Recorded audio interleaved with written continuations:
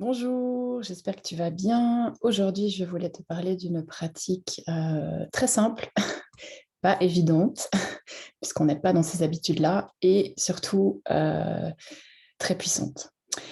Combien de temps par jour, par semaine, tu passes seul avec toi-même, sans aucune distraction?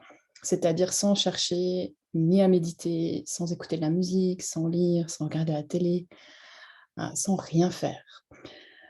Hem, de toutes mes expériences, de tout ce que j'ai appris, toutes les formations que j'ai, tout ce que j'ai testé sur moi et ce que je mon accompagnement aussi que je fais avec les personnes, qui viennent chez moi, je me rends compte de plus en plus, c'est encore plus flagrant, dans le monde d'aujourd'hui, que souvent on est dans l'évitement, dans la fuite. Alors ça peut être, en regardant, des séries de télé, pendant 24 heures d'affilée, j'exagère, hein, mais en mangeant des choses pour remplir un vide intérieur, avec la fumée, la cigarette, l'alcool, en faisant du sport, de manière très intense, et cetera. Tout ceci, c'est complètement OK, c'est des réactions, humaines qui sont valables et valides. On a tous besoin à certains moments de de se distraire, de s'éviter, de se fuir, de se faire du bien aussi, hein, parce que ça peut être des activités qui amènent de la joie, du repos, donc il y a rien de mal à ça. C'est pas une question de se juger parce qu'on le fait ou pas. Mais par contre, c'est aussi intéressant d'avoir des moments où il y a rien.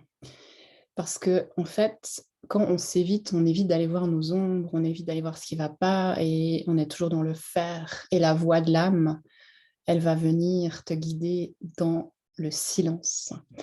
Et souvent, face au silence, au vide, on est inconfortable. Les premières minutes, peut-être même les premières fois où on le fait 10 minutes, 1 heure, et cetera. Et petit à petit, on va être plus en plus connecté à son corps, à ce qui se passe à l'intérieur et on va pouvoir vraiment laisser exister les choses et se laisser traverser et accueillir ce qui est là.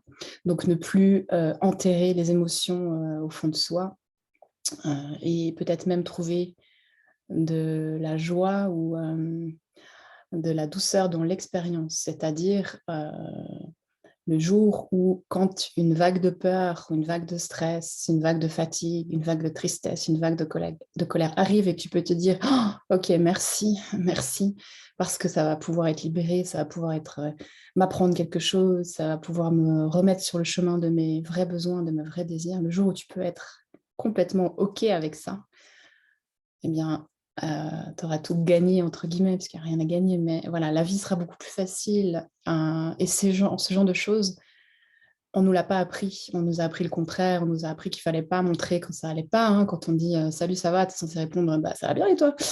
alors que peut-être ça va très bien, mais peut-être ça va pas si bien que ça. Il y a d'autres choses derrière et on nous a appris à cacher nos émotions, alors que les émotions, c'est ce qui montre qu'on est en vie et c'est ce qui nous ramène sur le chemin, de la lumière, le chemin de l'âme, le chemin de l'amour. Donc voilà, le silence, pas facile. Au début où j'ai commencé à faire ça, j'ai dû vraiment mettre de la discipline dessus, c'est-à-dire, mettre vraiment dans mon agenda des cases, rencontre avec moi-même ou, silence, vide, rien, non faire, sinon j'avais et j'ai toujours, je vois bien, tendance à remplir mon agenda, rencontrer des gens, travailler, prévoir des choses et cetera. Et en fait, ce qui est aussi très intéressant quand on est sensible aux énergies, c'est d'être plus dans l'écoute, dans le moment présent. Alors bien sûr, si on a des choses à planifier, on ne peut pas toujours le faire, mais si tu peux essayer de voir à quel moment tu peux avoir des plages où tu te laisses vivre, tu t'autorises à voir comment tu vas te sentir. Parce que parfois on prévoit des choses et le jour J, ben, on n'a juste plus envie, on n'a juste pas l'énergie, c'est pas le bon moment et cetera. Donc c'est assez bizarre en fait de se prévoir des choses, des semaines, voire des mois à l'avance, alors qu'on ne sait pas comment on va se sentir, de quoi on aura besoin et cetera. Donc plus de silence, plus de vide, plus de non-faire, plus de présence.